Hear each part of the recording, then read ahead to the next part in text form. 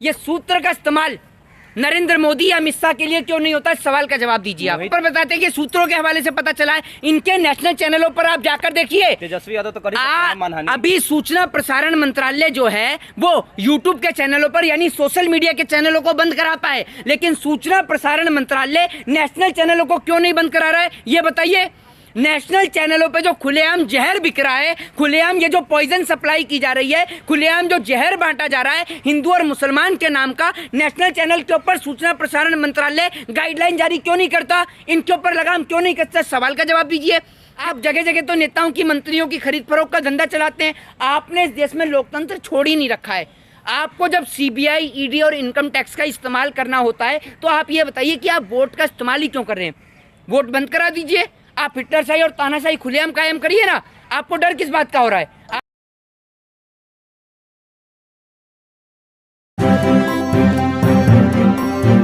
Media voice, आपकी आवाज। मैं आपको एक बात सीधे तौर पे बता दूं, जब हर जगह इस्तेमाल सीबीआई और ईडी का सरकार गिराने के लिए किया जा रहा है, एक मैं आपको लेटेस्ट अपडेट ये देने जा रहा हूं कि बहुत जल्द भारतीय जनता पार्टी जो नेताओं की खरीद फरोख्त का धंधा चलाती है, वो बहुत जल्द झारखंड के अंदर भी सरकार गिराने वाली है।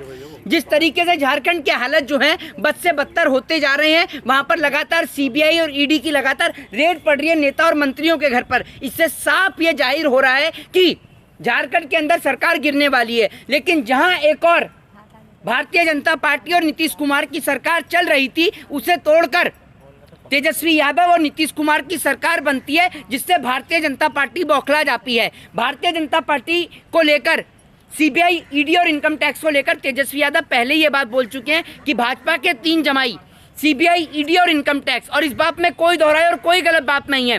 जिस प्रकार से देश की मीडिया के द्वारा तेजस्वी यादव के मॉल को लेकर एक गलत इंफॉर्मेशन क्रिएट की जाती है, आप एक बात बताइए, विपक्ष के नेता को लेकर आप इतनी बड़ी इंफॉर्मेशन क्रिएट कर देते हैं और आप एक चीज लगा देते हैं कि सूत्रों के हवाले से पता चला है। अगर हम एक बात बोलते हैं कि सूत्रों के हवाले से ये पता चला है कि नोएडा सेक्टर 16 में जितने भी ऑफिस हैं, सारे के सारे ऑफिस जो हैं वो नरेंद्र मोदी जी के हैं, तो क्या आप मान लेंगे?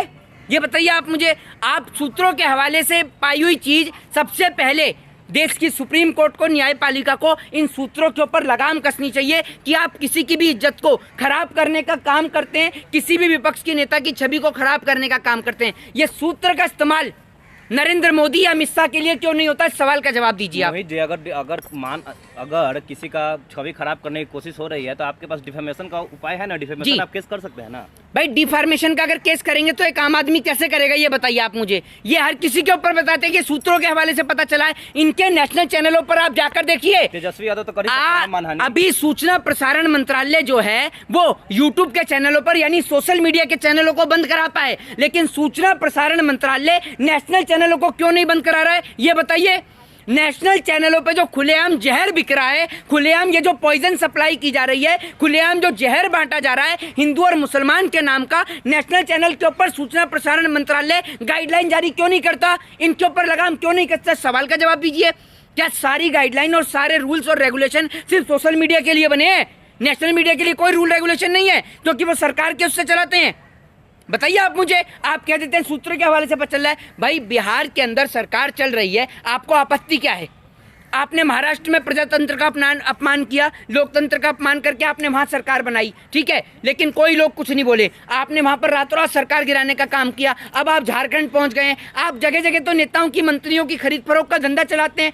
आपने इस देश में लोकतंत्र छोड़ ही नहीं रखा है। आपको जब सीबीआई, ईडी और इनकम टैक्स का इस्तेमाल करना होता है तो आप ये बताइए कि आप वोट का इस्तेमाल ही क्यों कर रहे हैं। वोट बंद करा दीजिए, आप हिटलरशाही और तानाशाही खुलेआम कायम करिए ना। आपको डर किस बात का हो रहा है? आप तो हिटलरशाही कायम करते ही हैं। आपने मीडिया की बात कही है, मीडिया में 2 फाड़ है, एक तो जो सरकार के पक्ष में और एक विपक्ष में जी, और उसमें भी एक दूसरे पे आरोप लगा रहे हैं कि वो गोदी मीडिया है, तो वो उस पर आरोप लगा रहा है वो गोदी मीडिया है। जी, आपको एक बात समझ में नहीं आती कि कौन गोदी मीडिया है। एक बात आप मुझे बताइए, अगर कल को आप पत्रकार चैनल चला रहे हैं, मैं आपके लिए एक बात कह दूं कि ये जो फ्लैट बनने हैं या जो ये बड़े बड़े घर नजर आ रहे हैं, ये सारे आपके हैं, तो इससे एक गलत मैसेज क्रिएट होगा नहीं होगा? आप कह रहे हैं कि वो जो मॉल बन रहा है वो तेजस्वी यादव का है, और तेजस्वी यादव अपनी प्रेस कॉन्फ्रेंस में ये बात कह चुके हैं, अगर वो मॉल मेरा है तो उस मॉल का मैं आधा पैसा गरीब जनता को दे दूंगा, आधा मीडिया वालों को दे देता हूं और आधा जो है वो सीबीआई और ईडी को दे देता हूं। तो आप करते क्यों नहीं है? क्योंकि मॉल में बाद में पता चलता है वो मॉल किसी और का नहीं, बीजेपी वालों का निकल के आ जाता है। जो इल्जाम लगा रहा है उसके खिलाफ तेजस्वी यादव मानहानि का मुकदमा क्यों नहीं कर रहा है? देखिए, मैं आपको बता दूं कि जिस प्रकार से इनके पुराने केसों को खोदा जा रहा है, जिसके कारण जो है लालू प्रसाद यादव पहले भी सजा भुगत के आए हैं, बीजेपी वाला एक भी नेता और मंत्री सजा नहीं भुगतता है। साध्वी प्रज्ञा ठाकुर जिनके ऊपर मालेगांव बम ब्लास्ट का आरोप लगा हुआ है, कोर्ट ने तो उनको क्लीन चिट दे दिया है। मैं आरोपी तो थी बीजेपी में जो आ गया वो बहुत ही साफ है। मैं आपको एक बात बता दूं, मुकुल राय बीजेपी को ज्वाइन किया, शारदा चिटफंड घोटाले का आरोपी था, बीजेपी को ज्वाइन किया, सारे आरोप खारिज, सारे आरोप साफ, एकदम साफ छवि का हो गया। उसके बाद में आप देख लीजिए इतने सारे बीजेपी के जो ज्वाइन करने वाले लोग हैं, जो भी बीजेपी को ज्वाइन करता है वो एकदम क्लीन चिट हो जाता है, साफ हो जाता है। क्या करते हैं मोहित जी, विपक्ष का नेता क्या करते हैं, क्यों नहीं सबूत लेके कोर्ट जाते हैं? भाई आप एक बात मुझे बताइए, विपक्ष के नेता क्यों नहीं कोर्ट लेके कोर्ट जाते हैं? अब आप एक बात बताइए, पूरे देश ने नहीं देखा कि तेजस्वी यादव की किस प्रकार से उन्होंने कहा कि तेजस्वी यादव का मॉल है? पूरे देश ने अगर ना देखा हो तो बताइए। सबको पता चला कि गुड़गांव के अंदर जो मॉल बन रहा है वो तेजस्वी यादव का बताया देश की गोदी मीडिया ने। सूत्रों के बाद हवाले से। नहीं, सूत्रों के हवाले से क्या होता है सूत्र? भाई क्या है सूत्र? हैं आप करके देखिए। आपको मैं एक बात बता दूं कि इस देश के अंदर एक मानहानि के मुकदमे का प्रावधान है। सुन लीजिए, हाँ बोलिए। मीडिया में अगर कोई झूठ फैलाना हो ना जी, तो उसमें सूत्र जरूर लगा दीजिए। हाँ तो बिल्कुल सबसे अच्छा। यही काम कर रहे हैं। झूठ फैलाने के लिए मीडिया में ये लोग सूत्र का इस्तेमाल ही करते हैं और पूरे देश में झूठ ही परोसा जा रहा है। ऐसी कोई खबर बताइए जो नेशनल मीडिया पर सच के साथ दिखाई जा रही हो, सब में तो सूत्र ऐड कर दिया जाता है। अब उसके बाद ढूंढते रहो सूत्र कहां से आए, पता ही नहीं चलता सूत्र कहां से आए, किसके सूत्र हैं। तो पहले इन सूत्रों के ऊपर लगाम कसनी चाहिए और तेजस्वी यादव को इनके ऊपर मुकदमा करना चाहिए, मानहानि का मुकदमा दर्ज करना चाहिए और इनके ऊपर सजा करानी चाहिए। मोहित जी, जब भ्रष्टाचार पे कार्रवाई हो रही तो आपको क्यों परेशानी है? नहीं, मेरे को आपको कोई कुछ किया ही नहीं तो नहीं, मैं आपको एक बात बताता हूँ, मेरे को कोई परेशानी नहीं है। पहले ये गोदी मीडिया माफी मांगती है राहुल गांधी से, आपने देखा होगा किस प्रकार से राहुल गांधी से माफी मांगी गोदी मीडिया ने। अब तेजस्वी यादव को लेकर इन्होंने झूठ और भ्रम फैलाया पूरे देश के अंदर, समाज के अंदर। ये गोदी मीडिया लगातार झूठ खबरें फैलाने का काम करती है,